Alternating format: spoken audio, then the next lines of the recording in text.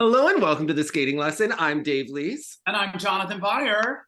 And back by popular demand, Alissa Czisny. Alissa, welcome back to the skating lesson.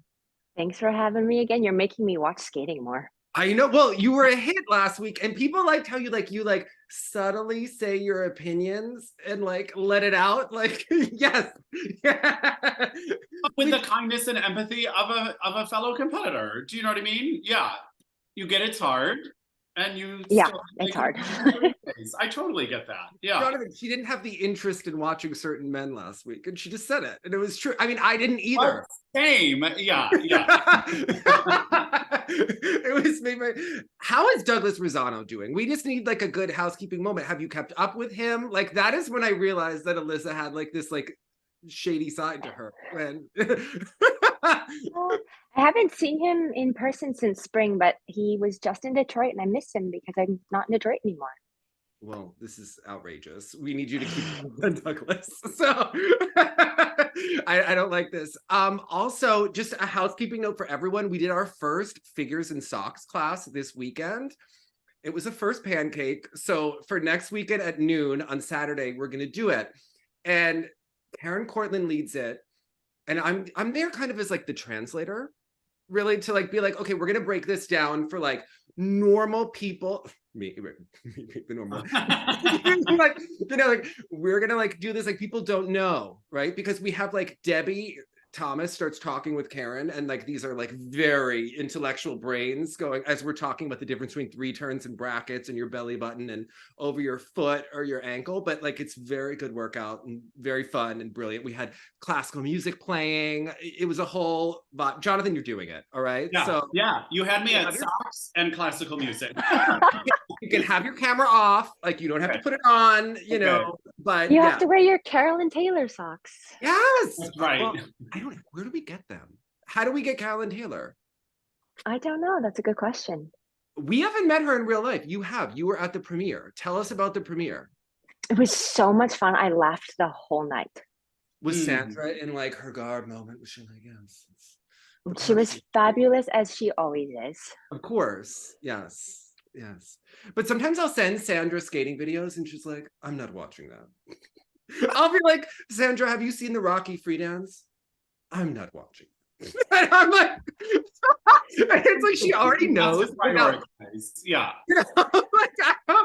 She has her boundaries. She knows her worth. You know what? She doesn't have to do it. But yes. So speaking of, I also wanted to let everyone know that I'm going to put the link to the Browns GoFundMe in the description box for this, because people have said the Browns need money, and I think we hear that in passing in skating. Well, we found out in the broadcast that they were camping outside when they were in Canada so that they could train in Canada. So I think maybe we could all pitch in some coffee money to help the Browns. Oh, hotel room. Yeah. Oh yes. My goodness. Okay. I don't know. I think US figure skating doesn't have the money it used to have to promote people. They're wearing the same costumes as last year in the 80s rhythm dance that I think they wore for hip hop. Really awful things to be doing to white people, right? Making them do hip hop for a rhythm dance. And then the 80s, when people are dancing to Bobby Brown, I just the whitest of the white teams doing Bobby Brown.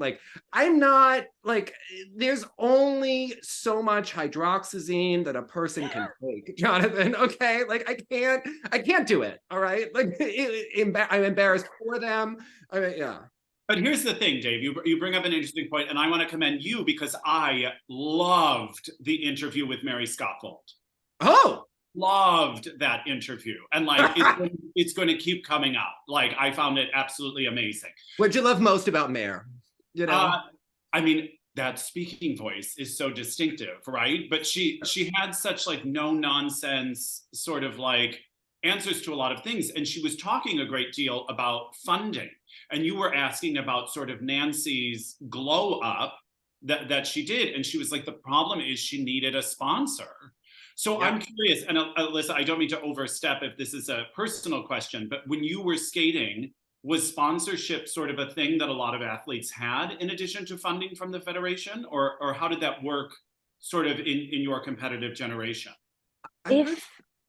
I heard Mariah had a sponsor, I think, and like different skaters. Yeah, did you? Some skaters did, I did not, and we tried to get a sponsor, but you sometimes have to know the right people to know the right people. And I was fortunate being a singles lady in the US that I got asked to do this club show and that club show and being on the podium or doing I mean, we didn't get prize money for nationals, which I think happened after my generation, like junior nationals and stuff. But we, you know, being on the podium at Grand Prix and Junior Grand Prix, and being on the ISP where you could get funding was how I afforded skating, pretty much, and doing a lot of club shows. And sometimes like there are certain skaters will say like, oh, we weren't paid to come back. But sometimes US figure skating can make arrangements for people allegedly where they can sort of arrange sponsors to direct money in certain ways for different skaters over time. So with certain things, when you're wondering like, how are they affording that one coach to themselves? Like there are different ways. I know that Jenny lost a sponsor and she's talked about this openly, so I'm not like speaking out of turn, when she moved to Richard Callahan because Yuki Sagusa was directing her in that way. Yuki also represented Todd and Richard at that time. A woman called up Jenny's father and said, I'm not sponsoring you to work with him, because she had a skater that had worked with Richard in the past. So that's why when people are like, they didn't know, well, sponsors knew things to, you know, cut off funding. So that happened to her. One of the best, Scott Hamilton's sponsor. Oh, Helen. Helen, she started the Pioneer Fund, and they still do, I believe, but they have sponsored a lot of skaters and done a lot of funding to keep skaters in the sports. And that's independent of US figure skating, I believe, but they also have US figure skating scholarships. I think Sasha Cohen was connected to Helen in some way in her book, I think. Scott Hamilton, the out-of-print book about the 80s about Scott Hamilton goes into the sponsor. It goes into the women who were like adoptive parents of Scott and how they were competitive over him. And right now I'm reading a book about John Curry, and it talks about his sponsor and then like the family he lived with and how they were also like all competing for his brilliant influence. So, but it's just like very interesting.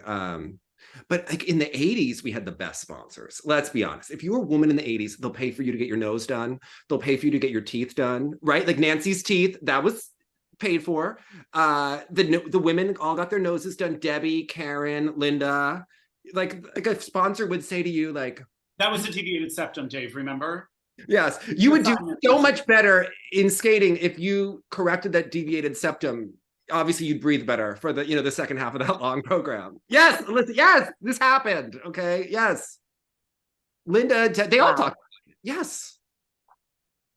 You know, but that's what's fascinating about someone like the Browns, who have been competing at a nice national level, and even though they may have federation funding, it just won't cut it.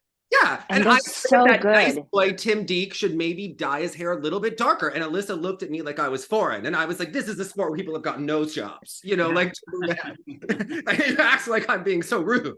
You know, I mean, they didn't have enough contrast. Lucy and Ricky had contrast even in black and white on TV. It didn't make any sense. You know, I don't know. Anyway, I digress. Let's talk about Skate Canada. Where should we start? I have lots of thoughts on my vintage shirt again. Oh, I love Moncton. Where is Moncton? It's in New Brunswick. We did a Stars show there this year. Are there like coffee houses? Like what's in Moncton? I feel snow. I feel like snowshoeing energy. Like what's happening in Canada there? We actually didn't get a lot of time there. I think we had the day of the show there, so I didn't get to see much, but there's a cute little downtown we walked around in. Is it like Lake Placid? Like, is it cute like that? Like, what is? Not as touristy. I don't think it has the tourist capacity that Lake Placid does. Okay. All right. But this is interesting because the last time I attended a Skate Canada in person was at this arena at University of British Columbia. 2 years ago. The coldest arena of all time. I remember there was like a very frail elderly woman next to me that finally turned and she was like, "Do you want to borrow my gloves? Because it looks like you're having a really tough time." Oh. I like the UBC blankets and hoodies and scarves, and sure enough, I was looking in the crowd. Everyone was bundled up. It was like the craziest arena I have ever been in that way. But the crowd seemed at least very enthusiastic, if not enormous, at this event. Okay, well. Yeah. Overall, it looked nice. Let's discuss our girl, Deanna Stellato, because this is where the event really begins for me. I feel like she's been building to this moment for some time. Sheer willpower. They worked on their speed over the summer. I asked her, she said that Jose Picard had the idea for vampires and she researched it. She had seen the movie in the 90s. They got the music from the current show, but the program wasn't inspired by the current show. It was inspired by scary Jose Picard being like, you should be vampires. And I really enjoy like Deanna, of all of her American angst, like wearing pearls with like glittery blood coming down, like as she should, right? As she should when she's landing those throws in the second half. I don't know, Alissa, what do you make of this whole thing? Did you compete against her growing up? Well, first of all, her costuming and his costuming, fantastic. Yes. Even Kurt mentioned that he loved both of them. He's not here today, by the way, so I will just give you his. Where is he? By the way, thank you for your exercise. I see Alexei tomorrow, whose idol is Kurt Browning. Kurt Browning. Wow. Yes, that is Gary Beacom. So yes, that is how Alexei will speak about this. Yeah. Okay. Okay. So my sister competed with Deanna at Novice Nationals in 1999 in Salt Lake City. And Deanna won the novice. Deanna won, and she was brilliant, beautiful skater. Well, I mean, still is, but like way back then, she was a gorgeous skater. And then she skipped. I think she was 16. She won novice. She skipped junior, went straight to senior, and then went back in. Did she? No, she was second to Jenny Kirk at Junior Worlds, right? Second, but she won the final. And then the next year she was at Skate Canada. And that's when she hurt her hip in the fall of 2000. And then that's when she stopped, right? And that same year, Deanna had a hip injury. Naomi Nam had a hip injury. Sasha Cohen had a hip/back problem before nationals. Jenny hurt her hip flexor. They all did them like within a couple months of each other. And they were all trying to get like triples at the same time. So, and it was really like the first era when like figures were phased out. So, yeah. And these people, and just like thinking about how like skating is designed in such a way now that you don't train both sides of the body. So like these hip and back things are just going to keep happening because they're so dominant to one side. I can speak to that. Yeah. I saw you wincing when I saw the hip thing and it wasn't like dawning on me as I'm like, I think I'm traumatizing her. Okay, yes, that's right. Yes. I did once see a video of Alissa Czisny laying on the ice in Wisconsin. Yes, and then it was taken down from YouTube. Yes, that was, yes. Oh dear. We don't want to talk about that. Anyways, back to Deanna Stellato. Back to Deanna Stellato, who we love, right? Yes. So I do remember her being such, in her back and her posture, such a gorgeous skater when she was a single skater. And then it was unfortunate she was done, just out of skating. And I don't know if that was intentional at that moment, like, or she was trying to recover from hip injury and moved on with life because she couldn't. I don't know her story. But I remember when she came back, the year that she came back and competed pairs, my sister, who had not watched skating in years, was like, oh, did you watch nationals? Deanna was there. She was so excited to see Deanna back. And like, Deanna is 40, 41. I'm so for it. And the Canadians are a little uncomfortable. Like I know like some Canadian homers that like love the schmaltz of Piper and Paul, right? Even though Piper's American, but Deanna's like so outwardly aggressive that it's really interesting to watch them getting on board with this because Canadians are homers, just like anyone is, and they will eventually root for her to win worlds. But watching them get there in that point is like really incredible. Like I have just like, piece by piece, she's growing on them. You know, I think to see someone so outwardly ambitious and aggressive is a lot in Canada. But I think also the vampire thing works so well for them because instead of trying to mask that quality, they're sort of maximizing it. So when she lands with that aggressive face and this sort of like intense focus, it's lending itself to the storytelling. And I have to say, you know, some of their previous things have been sort of like slow emo ballad sort of stuff, which to me didn't channel what makes it special. I know, but it really lingers, I guess. But what makes it special is that intensity. And I just like on a personal artistic thing, I love that instead of trying to avoid it, they're leaning into it. And I found it outrageously successful. And she just tells the tale at the end of that free skate, doesn't she? Her celebratory moment. Because we see her when she is displeased. Even after the short program, which I thought was very lovely, she had that sort of like, that was not it face. So then to see it on the flip side, how excited she gets when it does go her way, I don't know, there's something very endearing about it, I find. What I thought when she finished that program, I thought, imagine if she were on the supplements that Trusova was on at the Olympics when Trusova was angry. I mean, did you see the shoulder muscles in Deanna's back like pulsing when she finished that program? I was like, imagine if she was taking whatever vitamin C Trusova was on. You know, she would look great. You know? I think that Deanna could skate pairs by herself and still win. Yes, yes. Like she's that good. But I love this program. I just like, do you remember the program that Suyeon Han did that Lori Nickel choreographed? That was sort of like, it was different because they didn't just do the pair elements in the same order that all the pairs do their elements. And it was a piece of art. And I wish that this program had a little bit more of that because I think it's world podium worthy. Mm-hmm. But I think that it could be even better because they're capable of it. Well, I want to have them make a little bit of a choreographic change without Deanna killing me. But they do this like Julie Marcotte, like mini, it's not even a lift. Like she lays over his knee as they're like towards the long boards, right? But maybe it's just the way the camera caught it. But I didn't feel like it had its full moment. And I feel like they should do an old school Ty and Randy, like double spread eagle where like she's laying on and go like as the transition, because no one else in the world could do that but Deanna. And that to me would be the most elitist to the rest of the world, to be like, yes, Bruno Marcotte with your schmaltzy music for the boring Japanese team that you're going to try to phone it in, giving some like music about French Canadian, you know, like in Montreal. And like, I think Deanna should come up with her vampire program, do the matched, like, you know, touching spread eagle and go for the win. I think that they need to like take it up to it works with the theme. Like that gesture would work with the theme.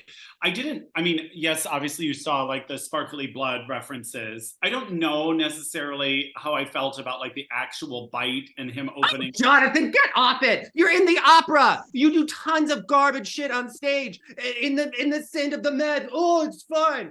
But I think they could have done something more that was like a nod to it without actually doing it. I don't know. I thought there was a creative. Come on. Did you see her do that falling leaf in the second half after the throws? Like, no, it was that was fantastic. Yes. Also, I have a note about the short program that Kurt mentioned is that when they went into their twist in the opening twist, he said that he goes, I love that they went the other direction around the rink for the twist.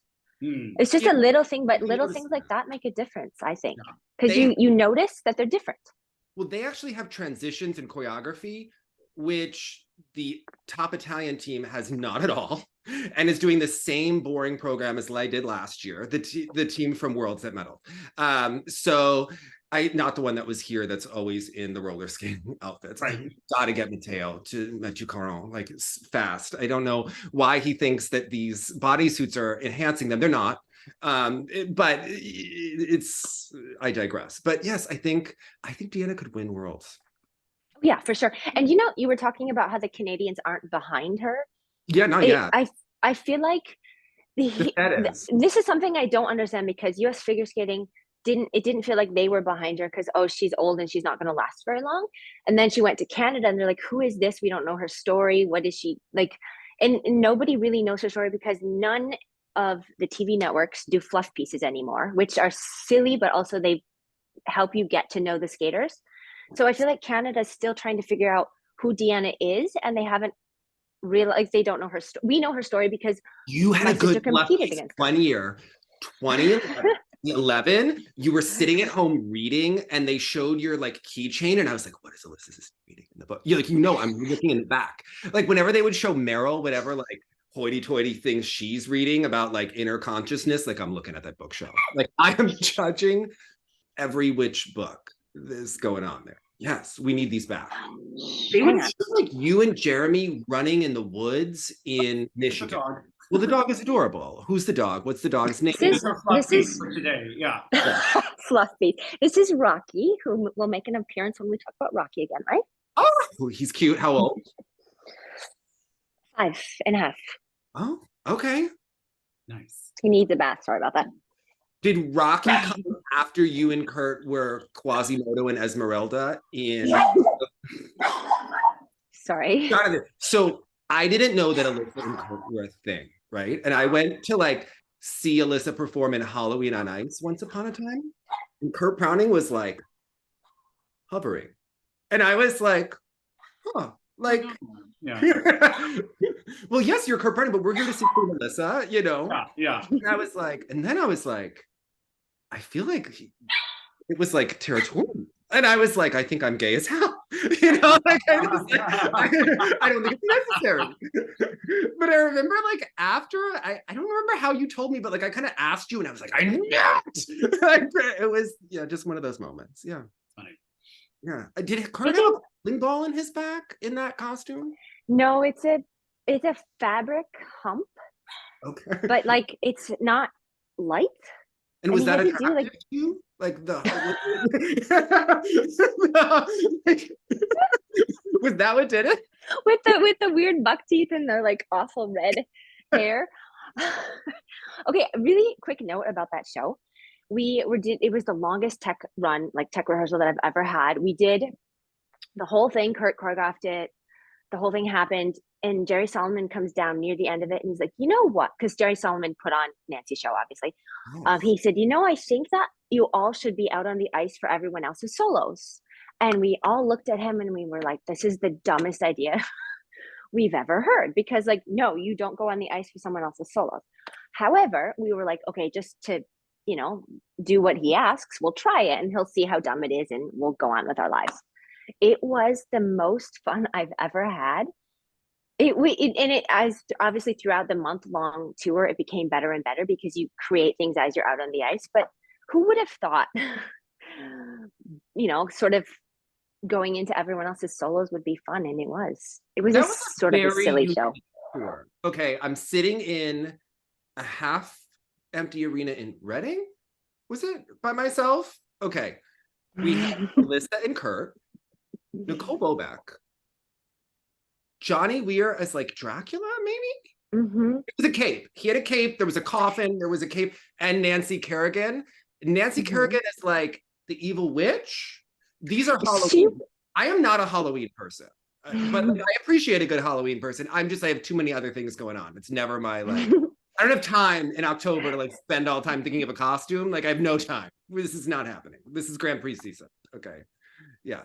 So that was an interesting show, Alissa. That was one of the more... It was like Disney on Ice meets Stars on Ice, and it was somewhere in the middle, and it was actually wildly fun. It just felt like a bit of a like what just happened sort of tour.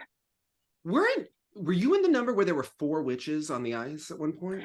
Yes, and then Kim Navarro and I ended up being pumpkins in the boys' number because Jacob and Itis, the acrobats, decided that they didn't want to be in that number, so then we had to learn the boys' number the day before, but it didn't matter because we were wearing pumpkin heads, so we looked like.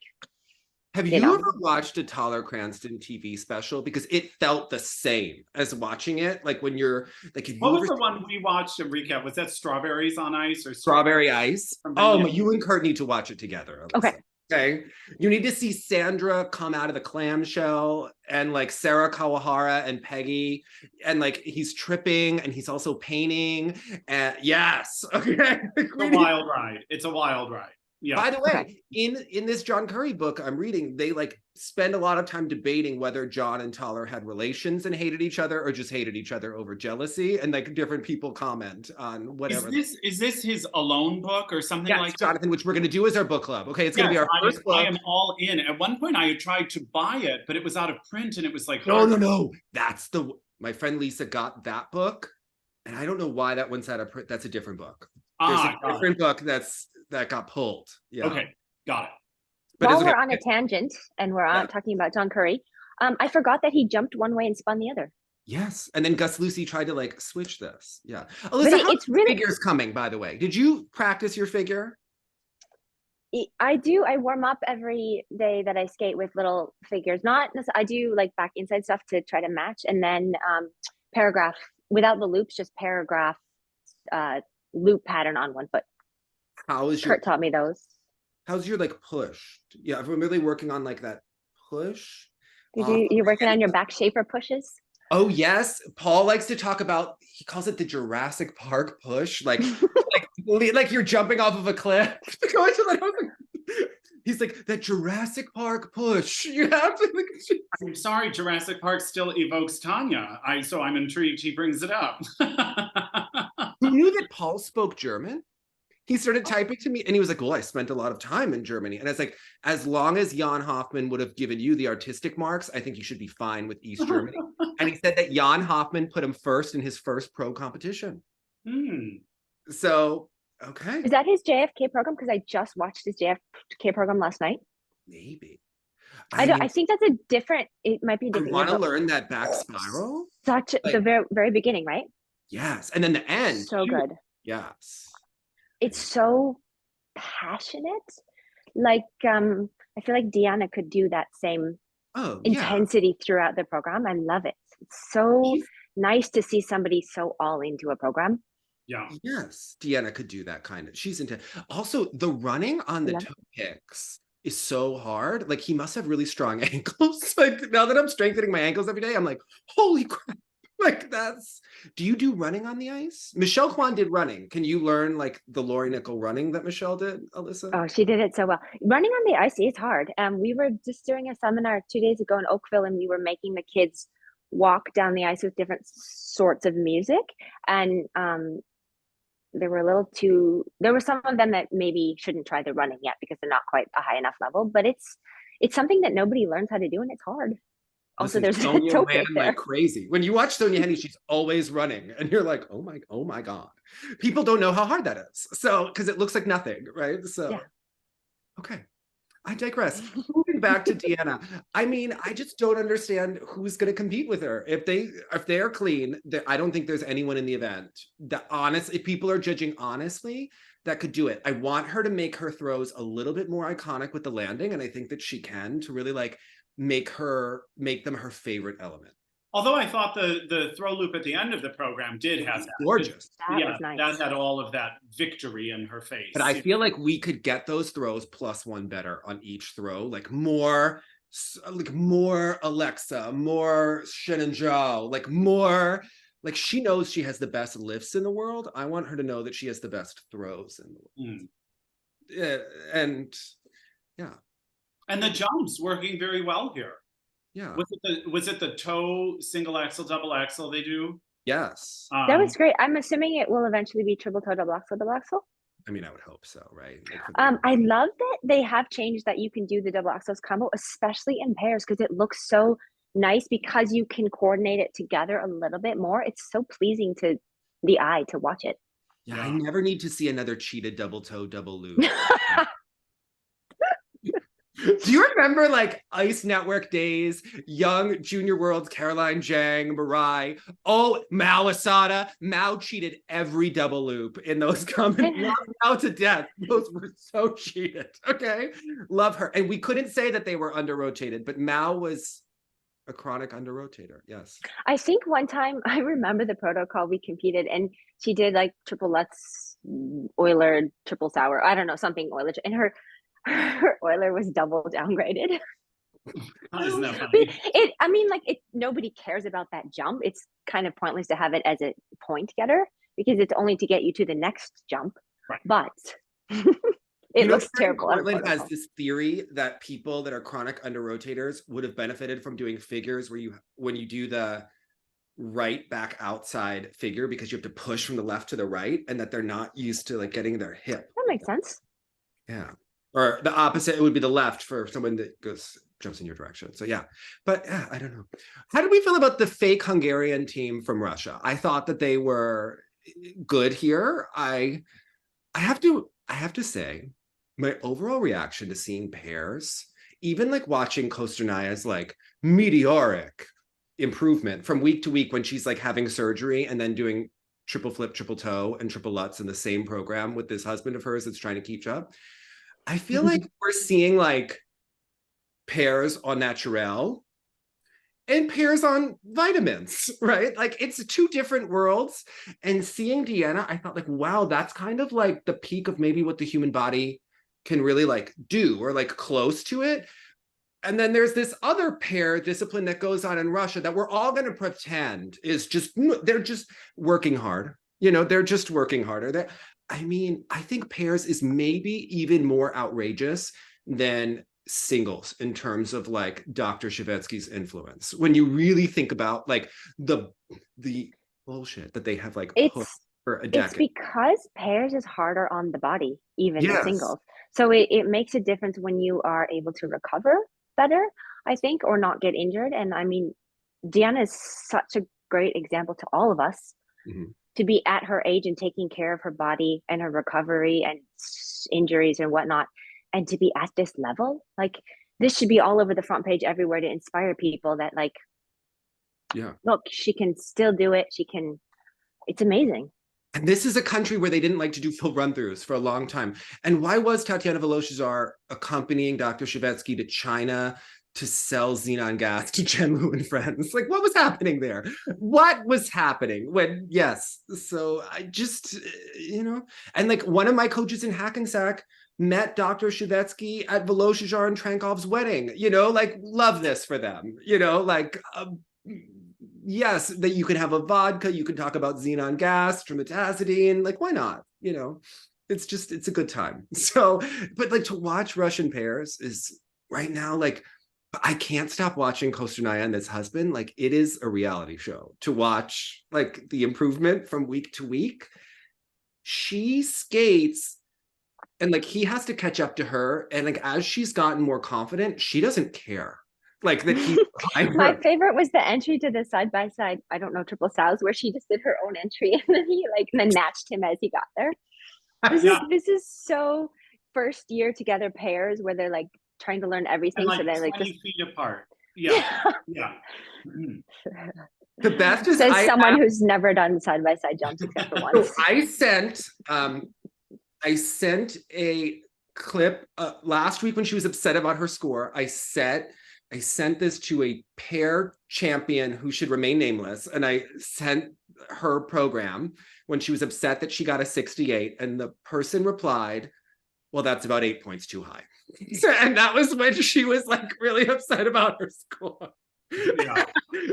And I believe that that's like correct. And also like, I love that for her, that she was so upset about the score that was already inflated, because that feels like the most natural thing from Russia. Like I just like love that for them. You know, yes. So her lifts are not the best yet, but we can improve. I think they should switch the Vivaldi Max Richter program should be there free because it's like classy. And this current Hunger Games program is a disaster. I really liked the iridescent costumes, but I don't know if that's their short or their long. No, it's just an exhibition they have. Oh, it was quite the costume. I've never really seen people use that fabric in, I guess that's because it's a show maybe. But I think it should be their competitive program. Why not? She deserves to be on the podium at Russian Nationals, and we deserve it because like that's during Christmas week. And like, you know, we're a little bit tired and low on skating, and like Kosternaya having a dramatic moment at Russian Nationals would be the Christmas gift that we deserve, right? Like we have seen Plushenka do things. We have seen many things at like a Russian Nationals. And I think that would be on brand. We deserve it. So did anyone else stand out for you in pairs? I really thought ignoring the other Australians. Oh yeah. Yeah. I think so. We saw them in Australia when we were there this summer. And I'm pretty sure she's grown like a foot since then. Like props to her for like coordinating those arms and legs, because I think she's grown a lot this summer. And she sort of looked like that when she was skating, but to be able to coordinate everything and still skate that well. But I think they have a lot of potential. Okay. Those are the same coaches as Harley and Katya, right? Yeah. Did you kind of have that reaction when I saw like the names come on screen? I was just like, oh. I didn't meet their coaches, but I met both of them because they did parts of our seminar, and they're lovely people. I had great energy from them, and it was fun to sort of meet them a little bit and then watch them here.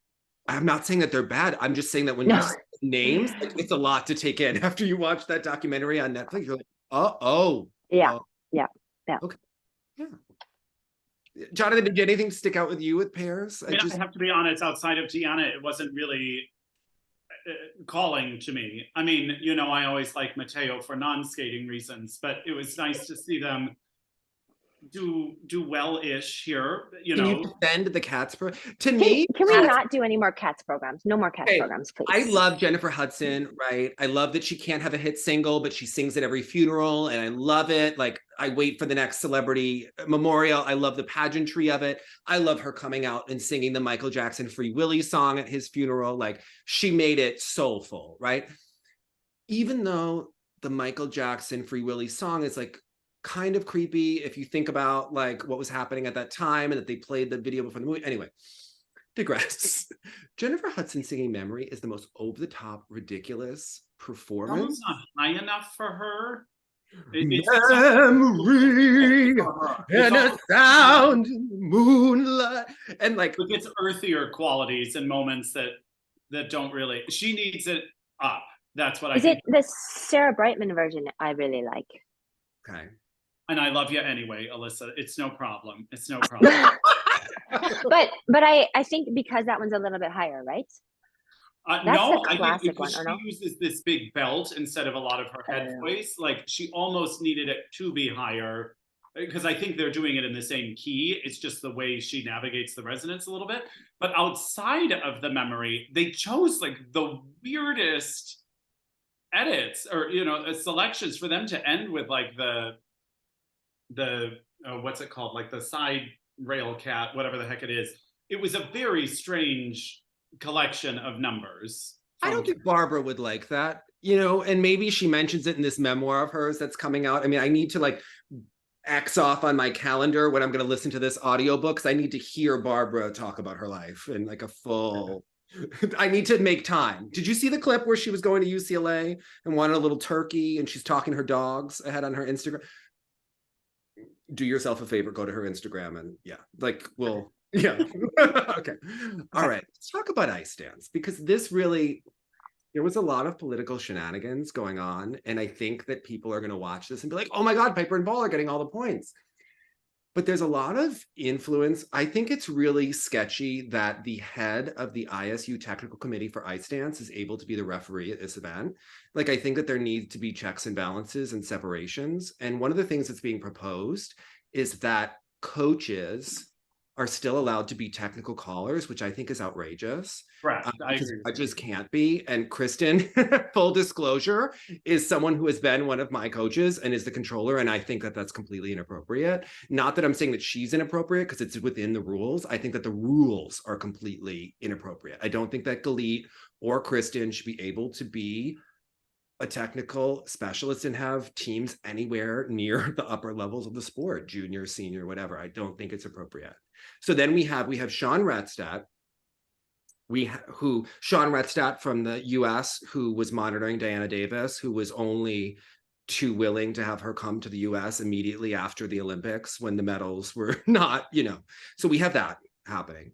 Then we have Leanna Caron, who used to be the head of Skate Canada. And then we have Kristen, who hates everyone.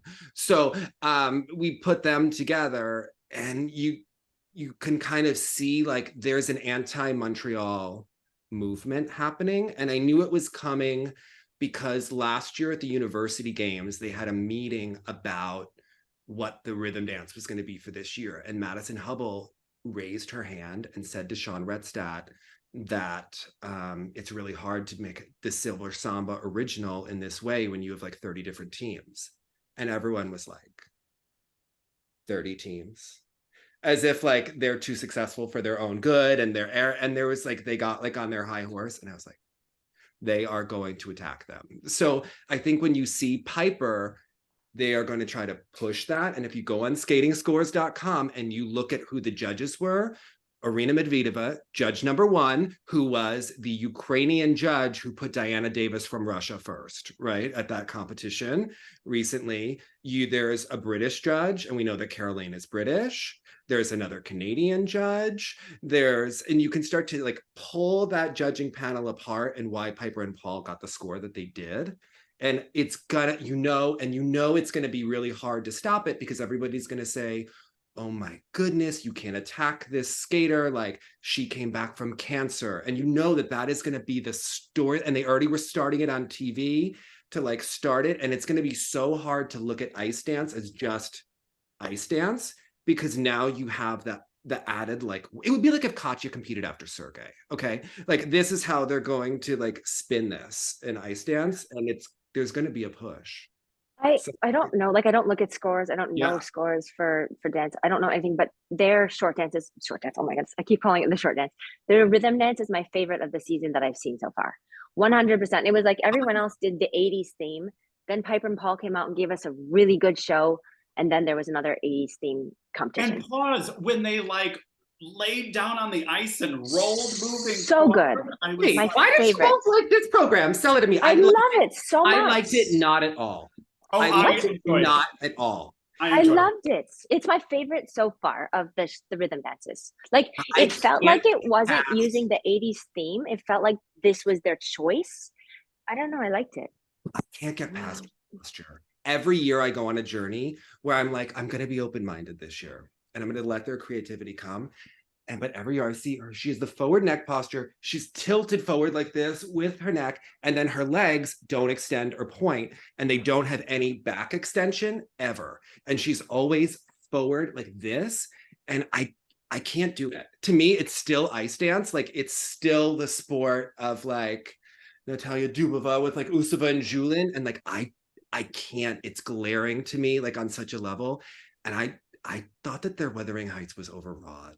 I didn't. I was obsessed with it. I love it too. I didn't get enough. I got enough. I was watching it. Alissa, I think you said last week you were watching some of it on a plane. I was watching it on a plane, which, mind you, like maybe it's something to do with the altitude or something. I was having an emotional response. To me, the Chock and Bates program has such wonderfully creative, innovative moments and moves. And this just like reached inside. As someone who is looking for a performance and a story and emotion, this gave me that in droves. It was different moves, like those like joint cantilever things. I'm not sure what the right move is. The acting, the story being told. I believed her not at all as an actress when she did that look in front of the judges. I thought it was ridiculous. 100%. I believed not at all. I believed it not at all. Thinker. And the final pose. Oh my God. I was in from the beginning, and I am not British. I have no connection to Diana Davis. I don't give a shit about Canada versus the US. And I was all in Piper and Paul. I'm team Papadakis and Cizeron should come back. I'm team Papadakis and Hubble competing together, right? Like, I think both of these teams are lacking. Yeah. Right? Like, I think both of these teams have weaknesses. I personally think that the Pink Floyd program was more innovative in terms of pictures. I didn't see. I agree. I don't think I have ever seen Piper and Paul hit one full extended position where I said that's beautiful. I've never. But I think what they create is beautiful, and I loved their rhythm dance, and I loved Maddie and Evan's free dance. But I also love Piper and Paul's free dance in a completely different way. And I felt like it wasn't like everybody's trying to do the modern contemporary lyrical free dance, and everyone's wearing the ombre look this year. Like, everyone's trying to be Gabby and Guillaume, it feels like. And neither of these two are that style of dance where it seems like everyone is trying to copy right now. And I like that about it, but they're just so different. I don't know which one's going to win Worlds because they're both so good. Well, and I enjoy this matchup because, again, both of them are doing different from this sort of, and they have such different qualities. Maddie and Evan hit positions Piper and Paul could only dream of. I'm very aware of that. Like, however, it's Piper and Paul that made me feel the thing. But you do more emotional on airplanes. There are American Life has episodes about people being emotional on airplanes. Okay, I'm owning it. Yes. Ira Glass will let you know. I actually think that Fear and Gibson have a rhythm dance that's more interesting for like 90 seconds, and then it's like a minute too long. But I think like the beginning of their program I like, and then it sort of dies out. but I do And love, they're short. The rhythm dance can't follow Piper and Paul because it was like they're great and yes. they're precise and it's a good rhythm dance. But Piper and Paul's I felt was so unique and such of a like this is how it's done that Lila and Lewis following it looked worse than they actually are. I don't love any of the rhythm dances this year. It's really hard to do a good It's become we talked about this in the past. It's almost like who can solve the problem the best. That's what this season I think becomes. Who has taken this unfortunate situation and made the best of it. Yeah, it's not my favorite, but what do you make of the Rocky free dance, Alissa? I liked it, and I will tell you why. I thought that it was, I mean, like you can't not be campy with Rocky. Mm-hmm. But I thoroughly enjoyed it because they weren't super campy. Like they went with the theme, but then they didn't make me like cringe because they went too far. I thoroughly enjoyed the whole dance because it kept me interested. And like I said about Piper and Paul's and Maddie and Evans, they didn't go with that lyrical where ice dancers look.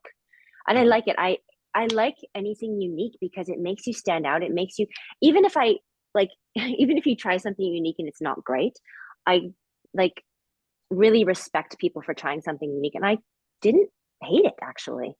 Okay. Well, like I still thought it flowed well for a free dance. They seem to dial down the campiness each outing. Okay. A little bit like when it first started and there was so much more pantomime and so much more borderline silliness in it. I think they're making the right move in sort of taking more and more. Okay. Do you notice that skateboards.com is now linking to the video for the top performers when you go to the enhanced photo? This man is a legend. This man is a legend. Okay. Kurt said, Kurt had a comment on the, and like now you can touch the wall, right? Yes. And he was wishing, because Kurt's son Dylan is boxing a bit, and so we've been to the boxing ring a lot. But he was like, why didn't they use the chance to like one of them push the other up against the, how they push up against the ring sometimes, or up against the side, at a boxing match. He felt like there was a moment in their program when they went against the boards, but he said they should have used that. But also, how do you do that without looking abusive? Yeah, that'd be like a Me Too situation because of the. Yeah, but like how in boxing when they get pushed back against the rings and then go back and keep fighting, she would have to push him.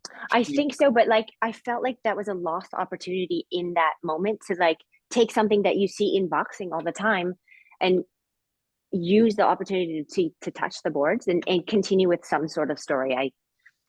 That was his comments, and I was like, oh yeah, I guess. How do you make that look right though? Yeah.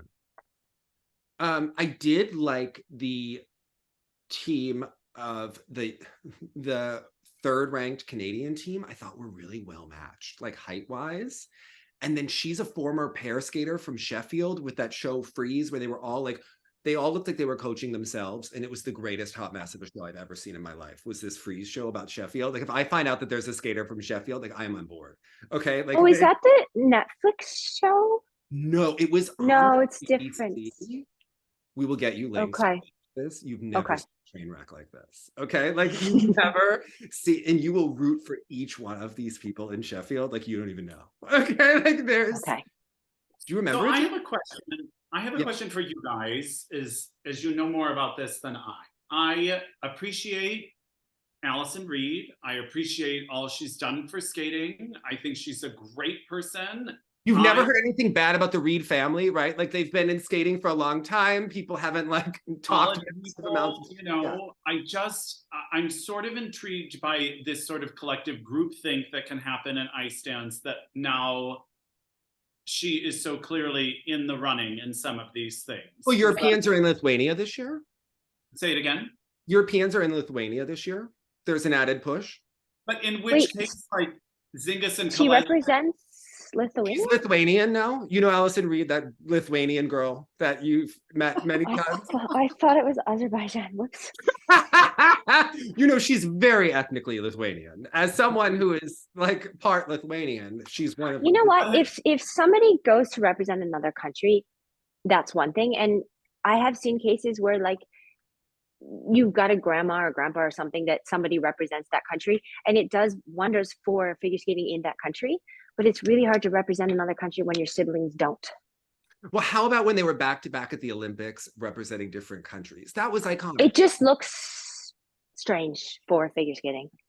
Yes. I mean, obviously he is Lithuanian, but they did receive backlash because wasn't that the Olympic dilemma? Is Lithuania wasn't buying it. Then we had Isabella Tobias, who went from Lithuania to Israel, and I believe she wishes that she stayed with Lithuania. So that what happened there with that debacle. So is it debacle or debacle? I like to say debacle. What do people say? Speaking of representing different countries, Zingis, who was skating singles for Cyprus, I have never watched them skate. Oh, they're moving up like together. They're really good. Love them. And I have to say, we support the Browns. I think they do lovely things. Oh, I love them. They're so good. The Browns have the best basic skating. The Browns have the best basic skating of everyone in the event. Yeah. We did a show with them. We did a show with the Browns 2 years ago, and they got out on the ice, and in 2 seconds, I was like, they are so good. Just the way they pushed on the ice. Yet? I have not. I would love to, though. How do we get the two of you doing the figures together? He is a fantastic skater. I love watching him skate. Yeah, but he doesn't know that he's that good. Like, he doesn't fully comprehend. Well, he is. Alissa, when did you know that you were the queen of spinning? Like, when did you know? Like, wasn't? Yeah, that's the thing. Yeah, just spun and never thought about it. Oh, okay. Yeah, sure. When you skated to George Winston, you were just like, yeah, okay, yeah, all right. And now it's actually that year my spins weren't as good because we were working on so many other things, so my spins weren't as fast that year. Isn't that the year that you lied to the judges when they told you to get more transitions? And told you that we're not. Don't tell anybody. And at nationals, those same tools were like, "Oh, you really took our advice." Like, I love that for you. That's one of my favorite stories about. I remember when I was telling this to Jonathan. He was telling me like, "Well, Joe Inman really believes that he talked to someone about something," and I was like, "Yes." And if Joe Inman told me something, I'd be on the phone. I'd be like, "Absolutely, yes." Yeah. I so feel about that music. Do you know what Joe Inman? I can't remember if it was. I can't remember where. I like him. I heard him. Yeah, I can't remember where he was talking about this. If this was a coaching thing or a skaters thing, he was talking about GOE scores for. No, sorry, he was talking about the program component scores, and he said if a skater has poor transitions, give them a 3.75, and if they have great skating skills, give them the 8.75. Like he goes, don't give them the same run of like 7 scores because they're supposed to. He was like, give them a 3 if they're bad at transitions. Like, I wish that people listened to that. Wait, you were at 2010 Nationals, but that was the year that Nationals was over 2 weekends. Remember they split it? So it was like 2 different weeks. It was awful. It was really awful. So were you there when he gave Johnny the 3.75 for transition? No, but I feel like I wish that more people did that because he was telling, and I can't remember what this webinar or in-person thing. I just remember him talking about it. And I thought, I wish that that's how it worked because that's how it's supposed to work. Mm-hmm. And not just like, oh, you landed all of your 5 quads, so let's give you 9s across the board. Can you imagine how Galina took that 3.75? Why did he get a 3.75? Did he have no transitions? Yeah, but like I can't imagine Johnny not having transitions. Joe is very tight with Frank Carroll for a very long time. And I think he was very much on that train, which if you look at some of the Evan Lysacek skating, I would debate that musicality was Joe Inman, and I would feel comfortable doing that. That maybe the arm movements were extraneous and not musically driven. And I think that we could absolutely have a discussion with Joe Inman about this. But, I think that Joe might have even believed there's a lot of groupthink that happens in US figure skating where they all start to think a certain way, right? So I think they knew that Evan was the one that was going to win the Olympics based on him winning the final, even though Jeremy skated so well at 2010 Nationals. And I think there's a lot of things that ride on someone's consistency that you start to believe they're better because they land the jumps at every competition. Or Marilyn, yeah, and I think I get it, but Paul Wiley, I mean, he wasn't the most consistent, but he has the medal because he skated that way that night. Yes, But he skated better than Victor in that long program for sure. Yeah. But it's hard because I'm sure that they saw that with Evan and they said, well, we know he's going to go out and he's going to land every jump like he has the past 2 years or whatever it was for Evan. Well, I mean, it was pretty much every time. When you're 11th at Worlds the year before, not great. She goes. True. It's true, and it's unfortunate because we're supposed to be judged on that moment alone, but it never happens. It's the work of the season. Yes. So that's why like those scores matter. I mean, you saw Deanna like eyeballing that score in the short program. Like she was, that was kind. Yeah. She's not as good at faking the score. Like Madison Chock was so good at being like, watching the ice dancers get their scores is really like a work of art. Like how phony you can be when you get a score. Like Madison Chock is event television when she gets her score. Like she's always like looking at the male coach with her eye. Like Evan is just like in the back. Like he knows his role. Like his role is to stay out of the way, right? Like this is between like her and Patrice or her and Roman, and they're just like. It's interesting because for dance, your score, weird to say it, but I feel like your score matters more across competitions. Whereas in freestyle and in pairs, it's like, well, if you land your jumps and you do your elements, you get the score. And if you don't, you don't. Right. Yeah. I'm sure they knew what Chock and Bates had scored. Gotcha. I am sure that was most of the excitement when they saw how substantially ahead of them they were. And I'm sure all of the judges on that panel knew what Chock and Bates scored too when they were making. Yeah. But I'm listening to John Curry when he talks about like how Carla would promote him politically, and it's like a really fascinating discussion into how they do it. They'll be like, watch his steps out of that jump there. It's so much better. No one else can do that. So I'm sure there's stuff that's being said and happened all the time. Yes. So yeah. Did you ever feel like you were being favored by US figure skating at the moment? Like they loved you? I learned very early on in my career to just let go of politics because it's not something you can control, or at least not. I knew nothing about it. I knew that things happened and I just was like, I can't even worry about any of that because it'll make me more upset and it's something that's not in my control. Yeah, but they have a tell because everyone in skating is so phony, like the judges at that level. But like if you were to run into Lori Parker at 2011 Nationals, did you feel that she was like a little nicer to you than usually? I felt like when I switched to Yuka and Jason that US figure skating trusted them more as coaches, and so I felt their support. We all did. When we watched Ice Diaries and you had the hinge boots and we were like doing the triple axel, like I didn't trust that. I didn't trust what was happening. I had questions, it was a very revealing show. I just wanted to yank you out of there. I don't know. I watched that show recently for the first time with Kurt, who had never seen it or knew it existed. You were taking like real college classes, and you have this. I got a real college degree. Thank you very much. Yes, but like a lot of skaters don't even like really go to high school. Like come on. No. But you went to like a real school. Like, how long were Marilyn Charlie Juniors for? Do you remember? That went on for like 10 years. But obviously, they just took one class per year. Is pretty much what they did because Carol graduated. Did we go to Charlie's like graduation? Like, I don't know if we went on that journey with him. Did he finish? Yeah, I think he did. Just we were on tour on the Holiday Stars tour, and I think he was graduating or had graduated. Now I can't remember. I feel like that was his last class. Like, I feel like we knew how many classes Meryl had left by the end with this anthropology degree. She may have finished college before him. I feel like it was a philosophy class and he may have graduated. So that would have been 21,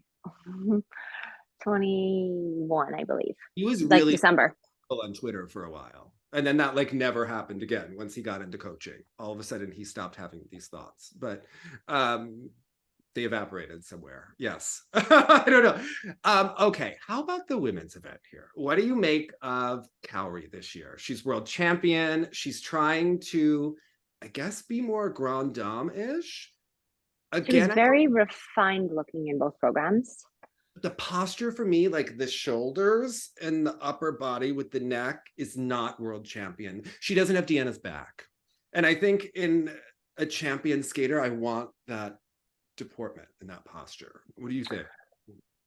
I like how powerful she is. Yes. And I loved these programs. They're very refined. Like refined seems to be the word that describes both programs. They aren't memorable, but it's not really a year to have memorable programs, I guess. In terms of the quadrennial anyways. Nothing, I love both programs, nothing bad about them. I don't think that it doesn't stand out to me like her woman, I Am a Woman program, which I really now look back and think about how fabulous that was and how powerful, both as a statement and as a program. I liked her programs last year so much better. Like she was so Remind fun. me of her programs last year. She had the Roheen Janet Jackson program, which was so great, shorts, right? Beyond her Right. capability at the time. and then she did the Marie France Sia program in the red dress. Right. Okay. I really don't mind what she skates to. I just love watching her skate. And she hasn't had something that falls short. But in what we were talking about, Deanna, where like Deanna has this intensity, and what's so nice about this interview with the Vampire program is it channels that. Like it seems to be constant themes of Kaori skating is this incredible power, this incredible, lower half of the body thing that happens. And I think she was part of the music selection or something this year. It's like she's apologizing for the power and trying to look more refined. And I have just always been a fan of like, just own what you are and lean in. I agree. And I wonder if she if she fully picked her own music and style and character or whatnot, like without regards to thinking of, am I going to win worlds and are people going to like it? And like, I wonder what she would pick. I think that she did the same thing psychologically that people do when they get to the top. Remember when Hubble and Donahue had the fabulous blues program? Yes, so good. And you know what they gave us the next year? They were just edgy and raw, and everybody loved them. Romeo and Juliet. Yeah. And that's how I feel about Kaori. And I kind of feel the same way about Piper and Paul. Like they had the Evita, and now they've got her in a fuzzy purple sweater. I think this is so superior to the Evita. Oh, I don't. I just. So do you think that's pressure coming from what? Like, is that coming from just the culture of skating to be that like perfect ice princess look and not real? I think it's everybody's like inner Tessa Virtue should be Audrey Hepburn, go back to the center like thing that they have, and then Tessa would go to Carmen, and then she'd come back to the center, right? Like, and I think that there's that like in skating where you're like, we should all be proper women, right? And I think with Kaori, both programs do that, where she was interesting last year, so now we're coming back, and I don't think it makes her more interesting. But what does make this interesting to me is how solid she was in this free skate, because it was such a slow burn for her, understandably so, last season. And, it was sort of a slow start even this year with all the touring and stuff. And she just like came out the gate with that free skate in particular. And I was like, whoa, she seems ready to go. And I'm always intrigued because everyone talks about peaking in the hills and valleys with the energy and the training. She seems pretty peaked. Like she seems like on top of it here. Is it just that it's so hard to make, like I've never totally understood why it's so hard to sort of manage that energy throughout the season. You know how hard it is to be skinny for skating? And she skates the whole time. Is it the physical demands of it? Like, is it just that it becomes so exhausting? I think it's also the emotional demands of it. Of course, it's physical, and in like nobody's season is up here the whole time, or if it is, then there's help. Mm-hmm. But I think to be able to, do a competition and come down and do a competition and come down, you have to, like, if she's fine because she'll probably do Skate Canada and she'll do NHK in the final and nationals, and then has a moment before she gets to Worlds again. So she'll, to have the moment to come down to rest a little bit and then to repeat. But I think emotionally it's hard to be on your game that long, because then you start questioning whether you're going to be that way at the end of the season, or have I picked too soon, or unless she has like, and she has a plan and she's sticking, okay, here I'm here, and then she's going to make these changes for next time and these improvements. I mean, that's a pretty fantastic program for October. Yeah. Jonathan, like, how physical is opera? Like, when you finish a run in opera, do you feel like if you looked at a carb that you would gain 5 pounds because your body just wants calories, like craving it at every turn because it's been I get it. I mean, for us, it's the actual chords. Do you know what I mean? Like, Yeah. there's a reason, like, as opposed to Broadway, which does 8 shows a week, we have to have days in between because we don't use microphones. And so there is a rest period. And when I would do sort of like back-to-back operas, there's like a mental burnout, as well as like they just need a second to almost go back to zero and reset and start again. Yeah. So I guess that's more of it. It's just, as we hear about these elite athletes that are running all their programs at home nonstop, it's just curious as an outsider, like, so what is it about the competition itself? And it must just be all that added pressure and the emotional quality behind it, I guess. Yeah. And I'm not envious of all these people doing all these time changes. I mean, I'm always a wreck. Like when I sang in Asia, like it took me days to acclimate, but they're only in those new time zones for a couple days. It blows my mind how their bodies are awake at all these different times and peaking the way they do. I agree. I know. Did you ever acclimate when you would get jet lagged, Alissa, or would you just get used to going out and feeling like you're dizzy? Because like when you fly to China, you feel almost like so disoriented. Upside down. Yes. Yeah. I in China when I got there, mm-hmm. I think it was the same day, and I felt like my head was just years away. I didn't know where. You feel upside down the first day. Yeah. For me, going east, so going to Europe, was always harder because I couldn't sleep at nights. So not only are I don't know, the change is a little bit less hard than Asia because Asia is 13 or 12 hours or 14 or whatever. But for Europe, I couldn't sleep at night. And most of the time I was doing Grand Prix, I was in school. So I'd wake up in the middle of the night. My roommate would be sleeping. So I'd go in the bathroom, turn on the light and like write my term papers because you have nothing else to do. And so I wrote half my papers in the bathroom in the middle of the night. Like I have to feel so mentally sharp to write. Like I have to feel so precise. And when I am jet lagged, I don't feel that clarity. Like that you need to. I would feel that clarity, but like Alyssa's saying, like at the total wrong time.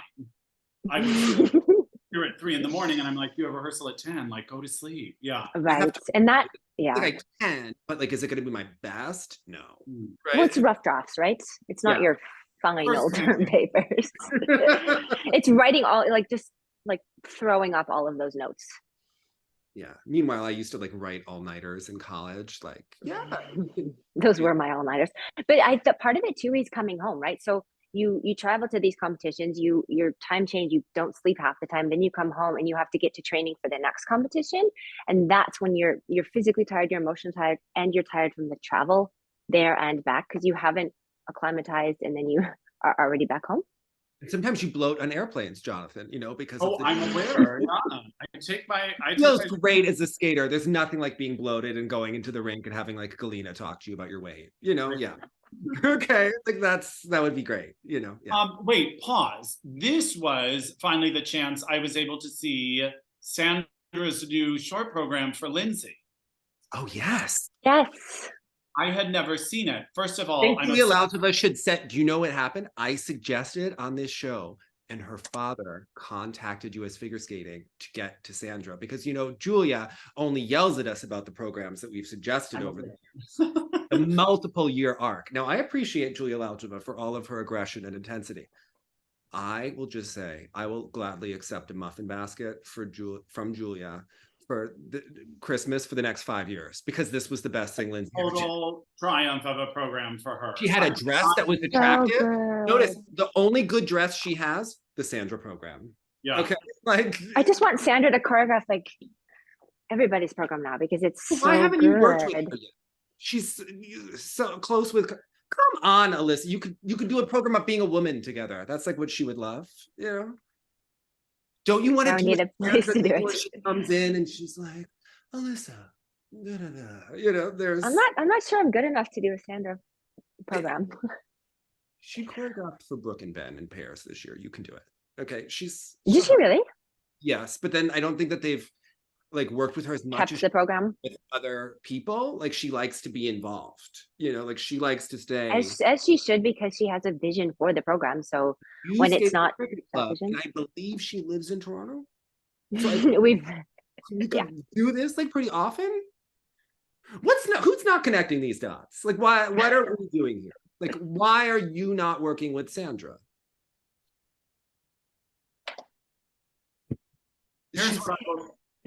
Here's what I will say. Like, I thought they underscored Lindsay's PCS in the sections, like you were talking about, Alissa, with the Joe Inman thing. Like, you don't have to Across the board for everything.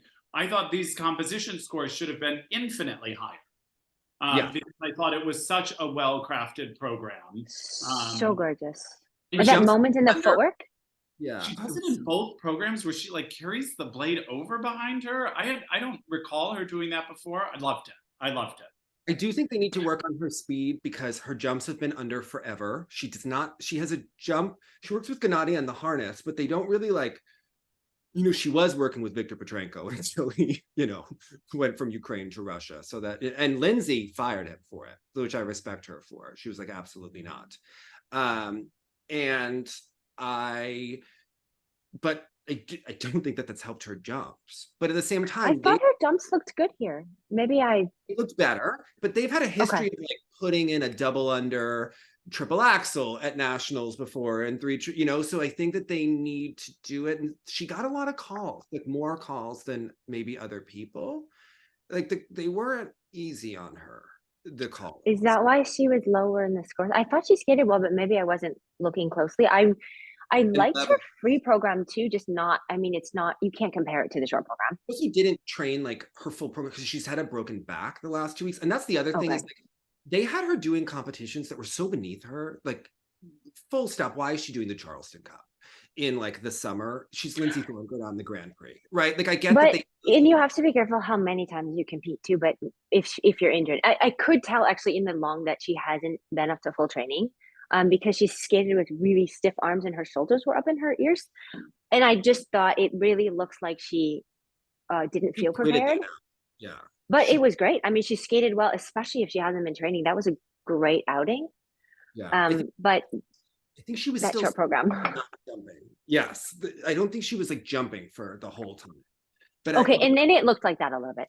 I don't think that she done the Charles. She was scheduled to do the Charleston Cup, the Cranberry Cup, the event in Shanghai, and then this. Like that was just poor planning, right? Like this is a girl who's trying to be national champion. You don't start to compete then. Remember when Jeremy did that with Tom Z one year, where he started in like July competing, the year that he had the Tom Dixon Tango, and by the time he got sometimes that's how you win nationals, is you go out there and you skate 10 times consistently and you feel ready when you get to nationals. But then he bombed worlds because he had nothing. Oh, yeah, that's the other part about it. It's like to peak at nationals and then you have to like, whoa, I made worlds and now. Because you know US figure skating hates you as soon as you bomb worlds. Then they're ready to they're ready to write you off, right? And then you have to start this process again.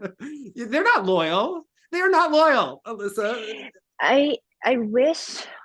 Okay, so they're a business and they need people on the podium to be a business, or so it goes. And it just pains me to see how quickly that they drop skaters in a bad year, because look at how many skaters just in general in skating have that peak like when they're a teenager, and then everyone goes through that slump, and then you come back and you get like a Kiko and Carolina and Ashley, and like everyone has gotten better as a woman in their 20s than they were as teenagers when they were like the young jumping bean.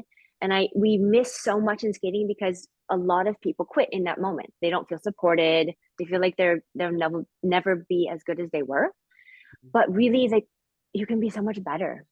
Well, how about how US figure skating, there was a recent NQS in Colorado, and Tammy Gamble, you know, who coaches everyone in the US, had a dinner party at her house after the competition where Justin Dillon, who's her former assistant, who also picks all of the teams, was there, along with like Olympic judges like Peggy Graham.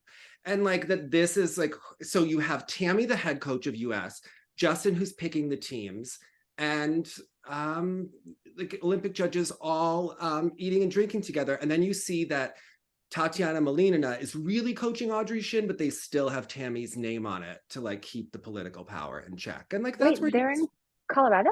no, they're Tatiana in Molina? Virginia. She skates in Virginia with them, but they still list Tammy's name to not upset Tammy, because you don't want to upset Tammy. I mean, Tammy did get Karen Chen to the Olympics over Ashley Wagner when they turned on Ashley the last year. Like they did get that done.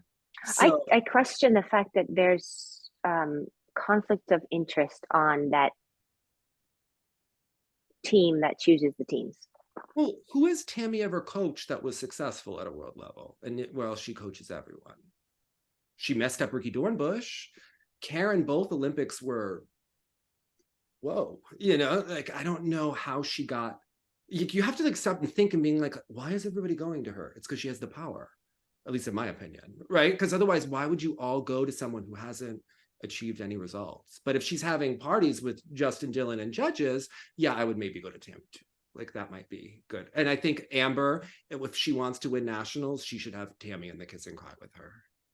You know, I think that's the way that this is going. It's just gross to me. It's completely disgusting and unethical. And, you know, Delilah was still around at the Broadmoor. They were speaking well of her. You know, it's just gross to me. So that's my opinion.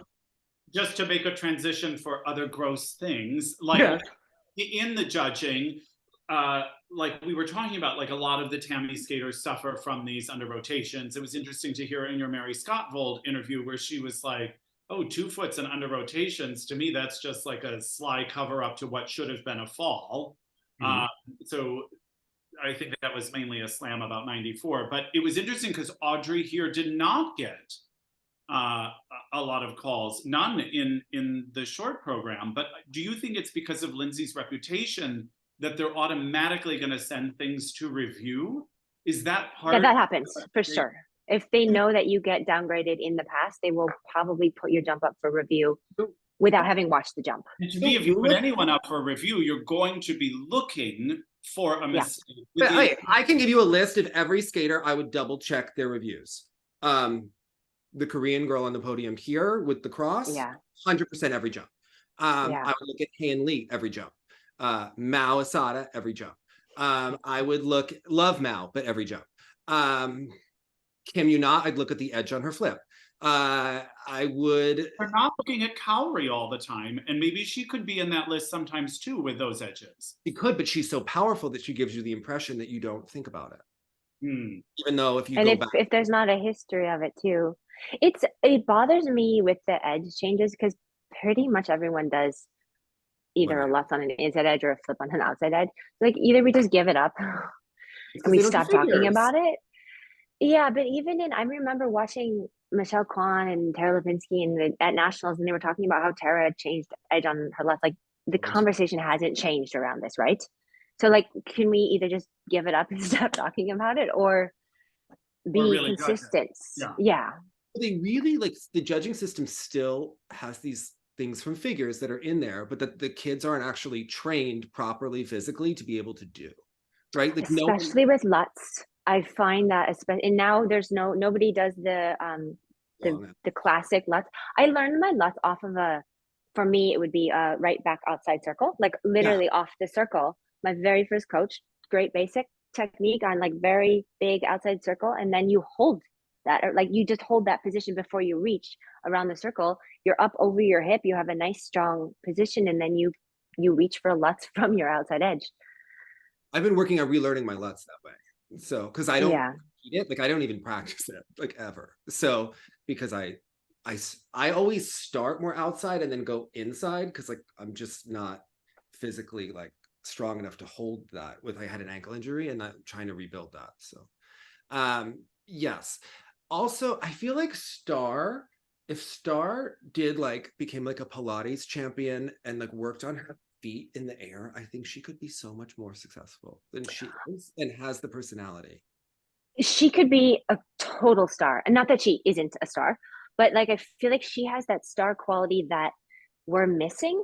Like her and Amber Glenn both have that star quality that I feel like we are not quite seeing. And it's whether it's the fault of the choreographer, whether it's the fault of the coach, whether it's the fault of the US figure skating, you know, like I'm not blaming anyone in particular. I'm just saying that there's so much more potential that hasn't been tapped into there. And I know she went through a health scare or she had surgery or something, and so she's not. Yeah, so that's pretty big. And I mean, you can tell she's not doing all of her jumps. I believe she didn't do all the jumps, but she looked great here. I just feel like she has so much potential that we're missing out, and I can't put my finger on what it is. To me, I think it's a little core strength and confidence and like. But is it program? Is it the program? Is it the choice? Is it just the belief in herself? I don't know what it is. I said this years ago. Because she's really good, and I can see her having that Mariah Bell hallelujah moment at nationals. Like she has the potential for us to be like standing on our feet. I always feel like they pick a choice to go viral for the intention to go viral rather than resting on her skating and let it come naturally, if that makes any sense. Where remember like one year she skated to Whitney, but then she skated to herself singing Whitney, and then they went to Whitney at the last minute. Like they're really going for it because she had that moment young. But I think her skating is so good that if they just picked a great piece of music and let her skate, it would happen more organically than the way. And I don't think that I worded it correctly at the time. But I felt this way for a long time. Like if they let her skating shine with a good piece of music, I think that it would be more successful. Rather than also her personality. I mean, she did whip my hair back and forth at 9 or whatever. Like I want to see personality in her programs, and I feel like it's hidden a little bit or scared to come out. Like, yeah. I mean, who isn't scared to show their personality in competing? Saw glimpses of it in the Beyonce short program more than I had seen in recent history. Like she was having fun and dancing a little bit more than I'm used to, which maybe told me she is, who knows, but is in a good spot mentally for how this season is going, because she seemed to enjoy the short program more than I had seen her enjoy a program in a and skating in general. She looked great. Like she looked really happy to be out there. Her skating quality has improved. I mean, we haven't talked about that, but whether or not the jumps are happening, and they were fine, but I think her actual skating quality down the ice is gotten so much better. Yeah. You could see that Fear and Gibson improved their skating quality a little bit. Sorry, but I was talking about people that have improved. I like sort of noticed it at one point. I was like, oh, okay, like mid-program. And then I was like, okay, all right, their flow is a little better. We still need to work. It's one of those, yeah, it's that skating quality down the ice is one of those things that you take for granted. When someone, even Ilya at Skate America, I noticed since when he was on tour, his ability to get down the ice to the next jump has improved. And it's really hard to notice. You just notice it as an overall improvement, but I see it. And it becomes part of that package of how you get to the next level. How about for the men? It was a messy competition here. I don't know what happened to Junhwa Cha. Wait, before we leave the women, Kaya Reuter, her free program, David Wilson, I'm assuming? I think so. It reminded me of Cynthia Fanous from 2004. That very like beautiful, innocent, young piece, but like classically just a really nice piece of music and not busy and David not Wilson. Yeah, okay. So it was so good. I loved it. And she didn't skate well here, unfortunately, but I really am excited to see. She looked like she got overwhelmed by the fact that she was at a Grand Prix, because she's usually quite consistent. And I really like her skating, but it didn't work out here. But that program, loved it. And I thought Maddie Schizas had a nice free. Yeah, in the free. Her short program, I know she didn't skate well, but I loved her short program. Like, talk about putting your personality on the ice. She gave it 110%, and I'm here for it. Yeah, I think that she's like, I thought in the free, like I felt like she reached her potential. Like I felt like that was like as good as we're kind of gonna see from her, but it was good. Yeah. I think that she's fully 110% in the short program. I felt like she didn't believe in the choreography yet for the free program. I loved the choreography for both programs. It just didn't look like she believed in her in that character in the free program yet. Maybe. What did you think of the mat? Now, as we go, Okay. Yes, do you have thoughts? I do mostly to Kazuki, his short program. Yeah. Jeff Buttle, 100% loved it so much. Like Josh Ferris worthy short program. Remember that short program from 2015 that Jeff Buttle did? Oh yeah. Loved this program so much. I just want him to stretch his limbs a little more. Like to get comfortable. Yeah. I get nervous for him when he skates because he's so good and he's in such a tight Japanese field that I find that when I watch Suzuki, I'm always calculating if it's enough for him to make worlds. Like I can't get it out of my head where I'm like constantly like the whole time. I felt the results here just left more questions than answers about who would be making that Japanese world team for the men. I'm really loving all of their programs. Like I find that they are bringing their personalities to their programs. We were talking about that in the other things, and like Sota's free program, the Exogenesis, like still not as good as Jeremy's because that's my favorite ever.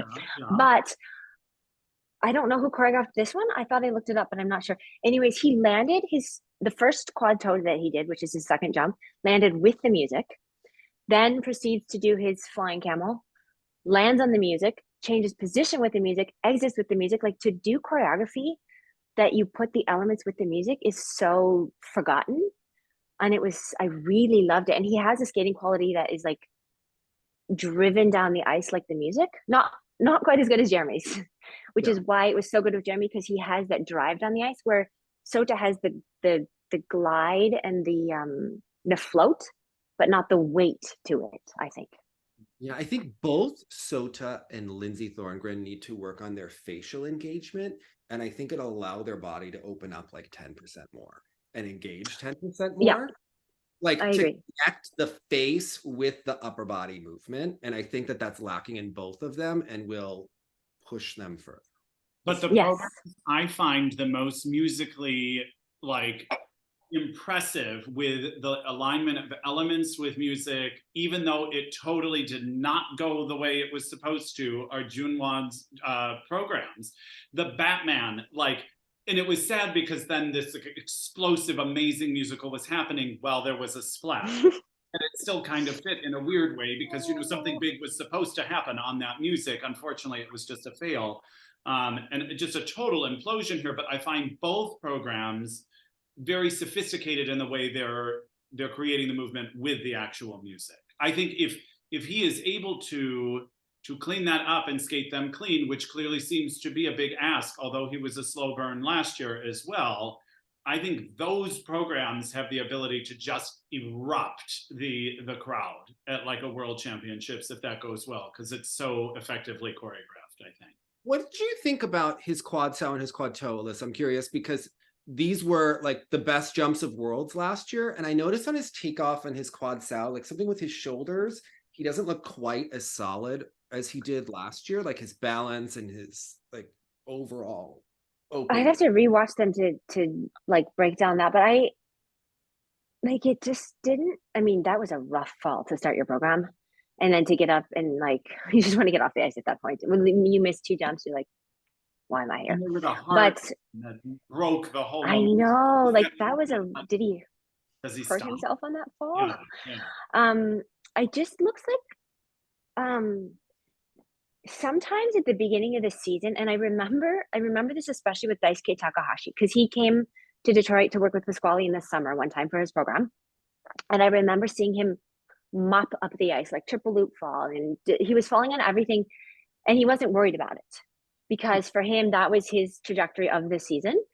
And I just that like your timing is not as sharp, and if you have a certain technique, I think that it really takes that being on point, being trained, being ready, and like being at that point in your season. And it looked like Junhwa wasn't quite there, so it doesn't worry me that he's missing the jumps because they look fine.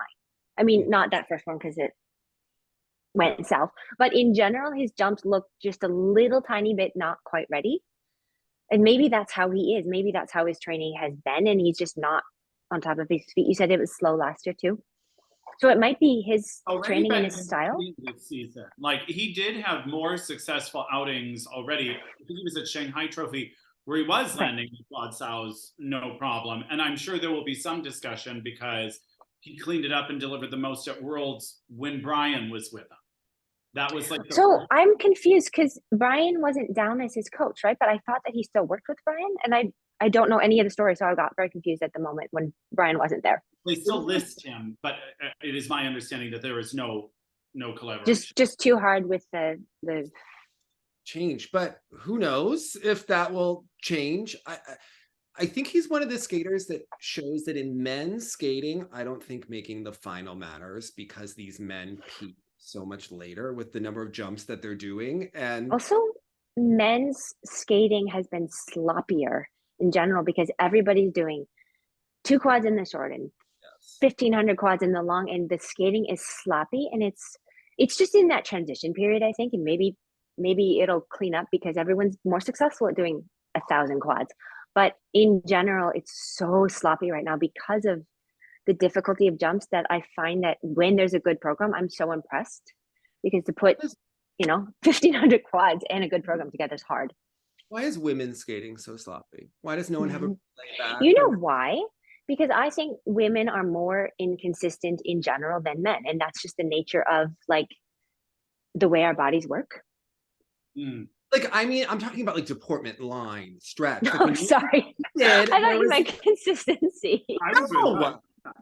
I mean, like when you skated, there were standards, like when you skated, Kim Yuna did a spiral and Dick Button was like, turn your leg out, right? And then the Korean girl from this event cannot point her toes, and she wore over the boot tights, which only made it more obvious. Like, she's a beautiful skater. I love her costumes, great programs, but the same non-pointed spiral would be a goal today. If someone did that, you'd be like, oh, thank goodness, right? Even there are no spirals today. I know. It's sad. It's sad. I don't like it. But who also did a nice job in the free skate here in his own Maddie Schizas sort of comeback way was Matteo Rizzo. Yes. Love him. Yeah.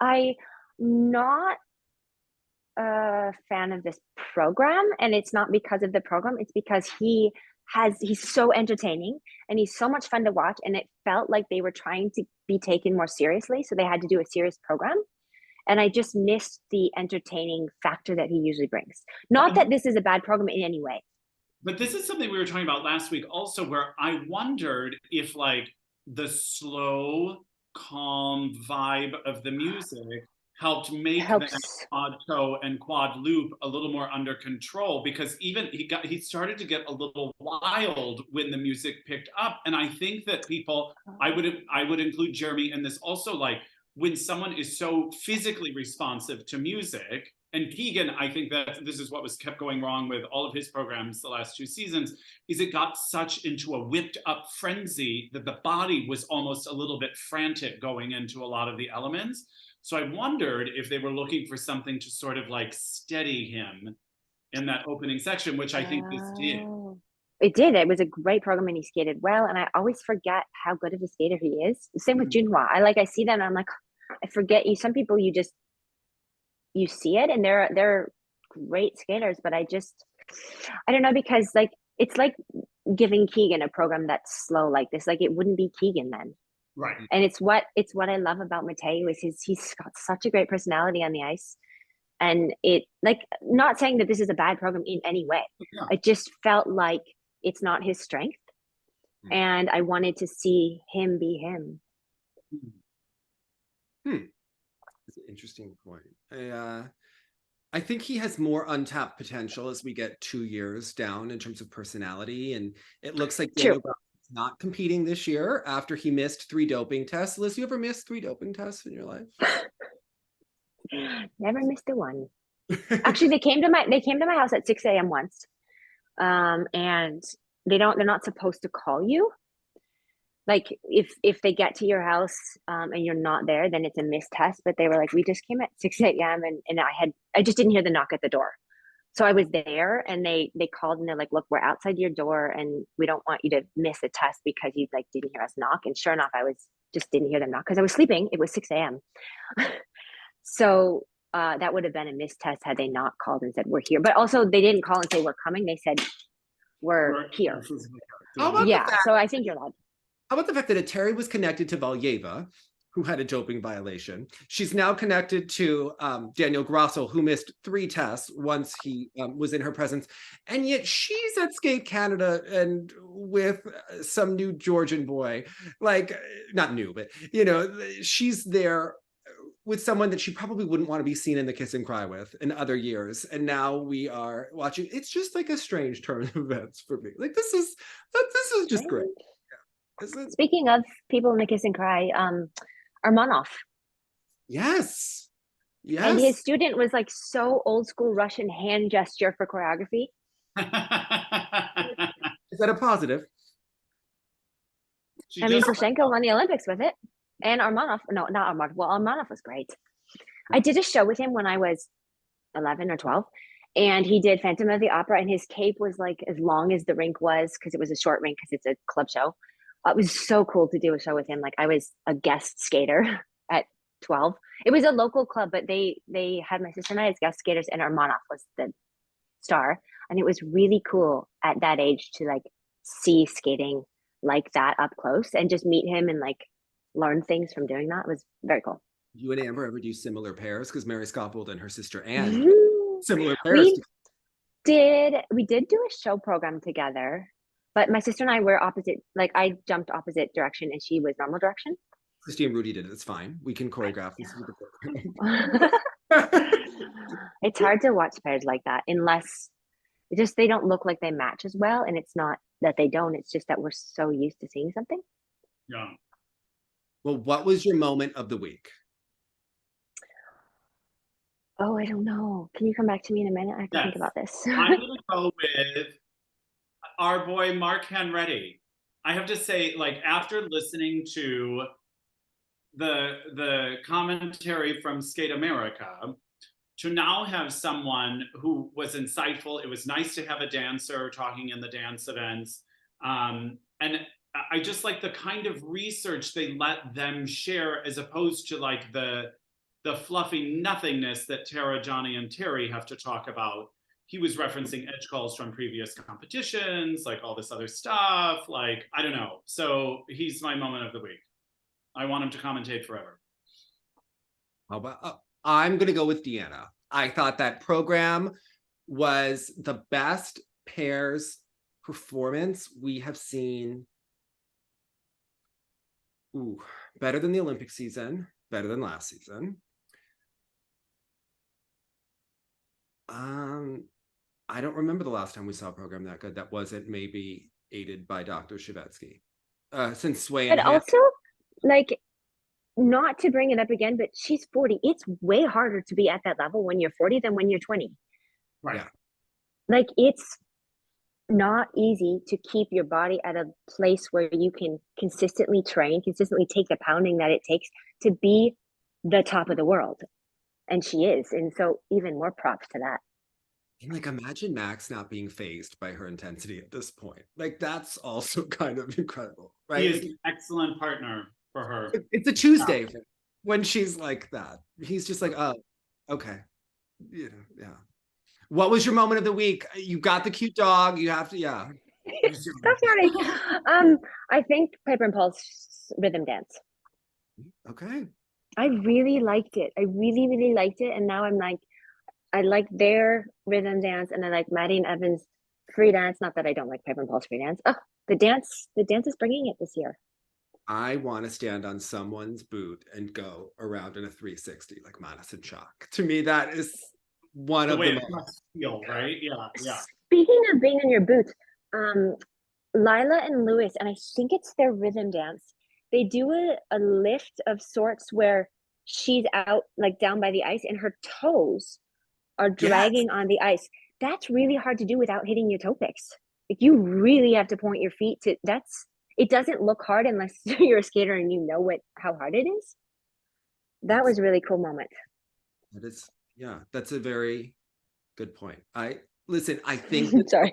dance has little gems in there that I just think that maybe not spaced out appropriately. It's so weird. That program to me that they do for like the first 90 seconds, I'm so engaged. And then I think they go into the Silver Samba and I'm like, It makes me think we should just do like a regular original dance, because to me, it's so much more interesting what they're doing. I just find that like trying to put this pattern into the, especially this year. Yeah. it's like It's super awkward, right? I don't know ice dance rules, and I've done the Silver Samba and I didn't recognize any Silver Sambas in It doesn't lend itself to this. They sort of compete against one what another. could you and Jonathan Cassar have skated to for the Silver Samba? What could we have? We did we did the rumba together. I don't know if we did the Silver Samba together. Didn't they make that look like it was a date on Ice Diaries between like you? It had like connotations to it. Yeah. I went on a date with Jonathan Cassar. He asked me out, and we went on a date, and he's a fantastic person. And a fantastic skater. That inside spread eagle inside, I still have never seen a better one to this day. She was going to be like, and he's a fantastic kisser. I was going to be like, oh. That's where I thought that was going. Yeah. Might be. We don't know, Jonathan, but maybe Alissa can tell us later. All right. Oh, it actually looks sexy.